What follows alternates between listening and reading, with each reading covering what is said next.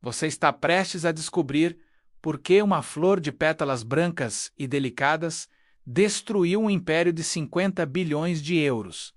Não foi através da violência. Não foi através da política. Foi através da verdade que alguém tentou enterrar tão profundamente que ninguém nunca mais a encontrasse. A indústria química global gastou um século inteiro, menos 100 anos de pesquisa, de patentes, de milhares de moléculas sintéticas, tudo para substituir aquilo que uma simples flor fazia de graça. E funcionava.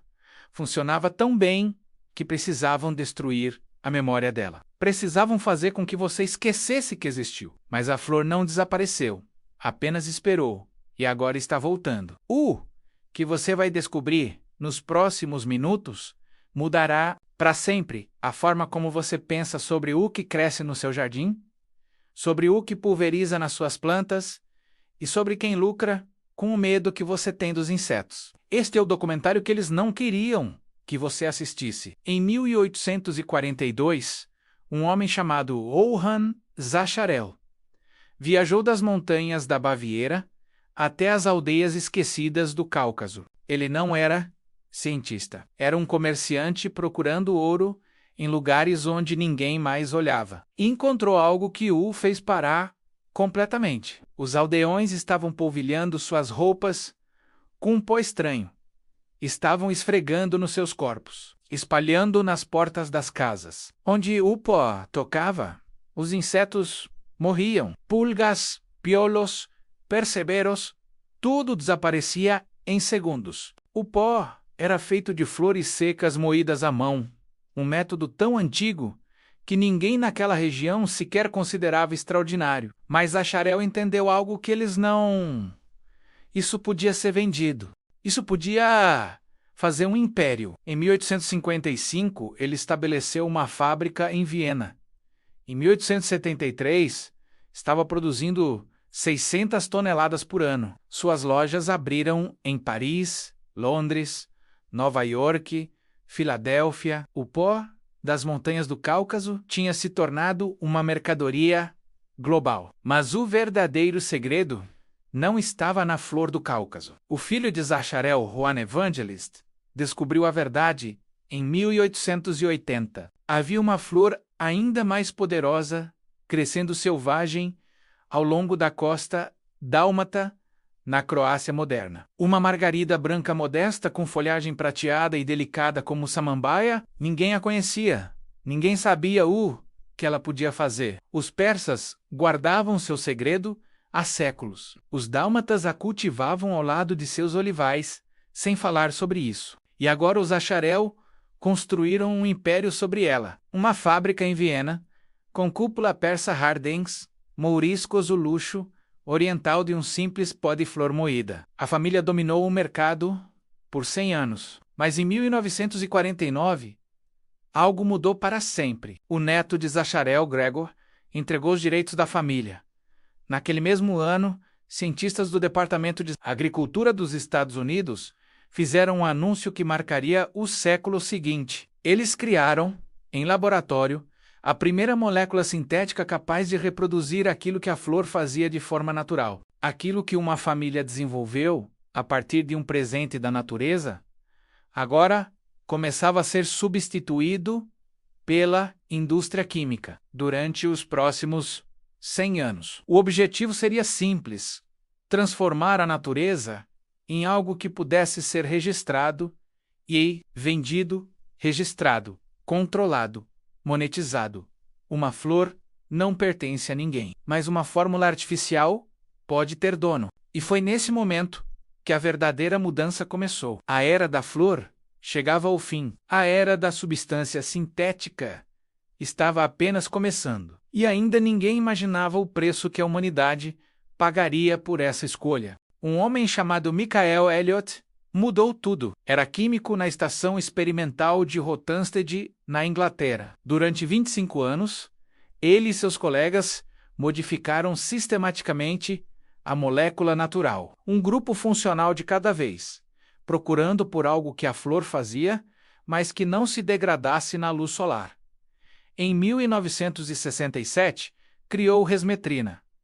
Em 1972, permetrina. Em 1974, cipermetrina. E então, em 1980, deutametrina, uma molécula tão potente que o toxicologista mais importante do século XX a chamou de bilhão de cristais. O que Elliot tinha feito era resolver o que a ecologia chamava de virtude e transformar em flor. A degradação rápida da flor na luz solar não era um problema, era o design perfeito. Mas para a indústria química, era uma fraqueza a ser explorada. Cada molécula que ele criava tinha uma patente, e cada patente criava um rio de lucro que uma flor não podia gerar. O mercado global de piretroides sintéticos atingiu 3 bilhões e 400 milhões de euros em 2024, projetado para 5 bilhões e 700 milhões em 2033.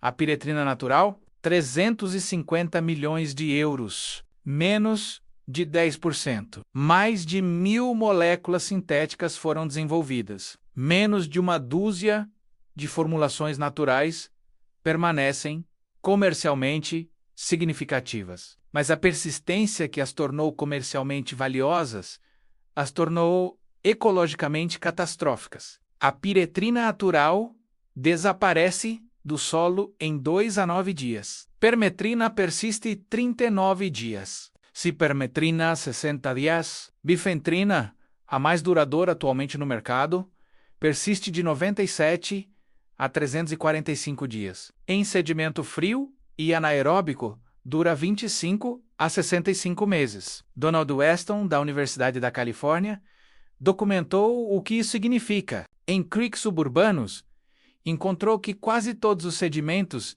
eram tóxicos para organismos indicadores. Bifentrina era o culpado principal. Mata em concentrações de 2 partes por trilhão. Deutametrina é letal para abelhas em 51 nanogramas. Um estudo de 2022 concluiu que piretroides são provavelmente neurotóxicos para o desenvolvimento humano. 80% dos estudos revisados encontraram associações significativas entre exposição infantil a piretroides e dano neurológico adverso. Crianças com metabólitos urinários detectáveis tinham o dobro de probabilidade de ter TDAH.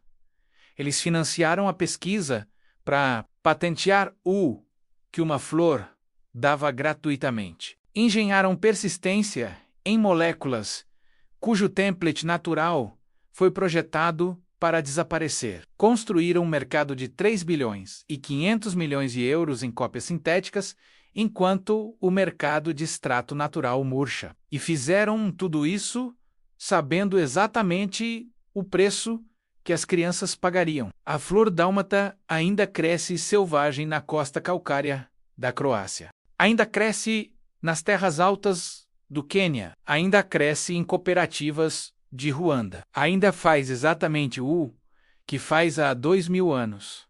Mata insetos no contato e desaparece na luz solar. Agora você sabe seu nome. Tanacitem sin, a margarida dálmata, uma flor branca que qualquer pessoa pode cultivar, que ninguém pode patentear e que a indústria química gastou um século inteiro tentando fazer você esquecer.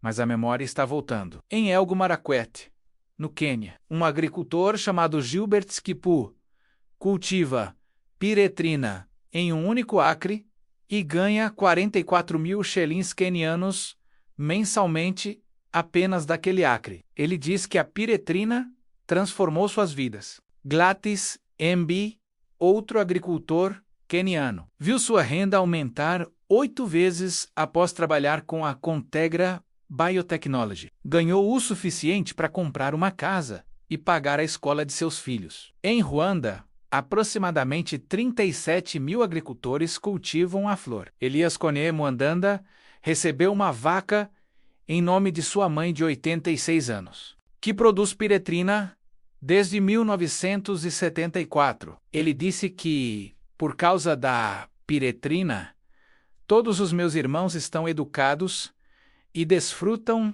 de uma vida decente. A flor que foi deslocada pela química sintética está voltando, não através da iniciativa corporativa sozinha, mas através de agricultores reclamando uma colheita que seus pais e avós cultivaram, as mesmas terras altas, os mesmos solos vulcânicos, as mesmas temperaturas frias. O conhecimento não foi destruído, estava esperando, e aqui está o que você precisa saber agora. A margarida dálmata é uma perene de zona 5 a 9. Sementes estão disponíveis online. O requisito crítico é obter o verdadeiro Tanacetum cinerarifolium. Não confunda com a margarida pintada, que tem flores rosa ou vermelhas. Procure por pétalas brancas, folhagem prateada como samambaia e caules finos e resistentes. Plante em sol pleno, solo bem drenado, ligeiramente alcalino. Uma vez estabelecida, é tolerante à seca e notavelmente resistente a pragas. Colha quando as pétalas brancas estão totalmente horizontais. Seque em espaço ventilado e escuro. Nunca ao sol. Moa com almafariz e pilão. Vista luvas, óculos de proteção e máscara. A piretrina é um irritante respiratório. 3 avisos que não são opcionais. Primeiro, piretrina mata insetos benéficos, incluindo abelhas. Aplique apenas quando os polinizadores estão inativos. Segundo, piretrina é extremamente tóxica para peixes. Nunca deixe escoamento em águas. Terceiro, e isto é crítico, piretrina é perigosa para gatos. Gatos não têm enzimas hepáticas para metabolizar estes compostos. A exposição pode causar tremores, convulsões e pode ser fatal. Mantenha gatos afastados. Você agora conhece a verdade que eles tentaram enterrar. Cada jardim que cultiva esta flor é um pequeno ato de recordação. As sementes custam alguns euros. A planta volta a cada ano. E o conhecimento, uma vez compartilhado, não pode ser possuído. A escolha agora é sua.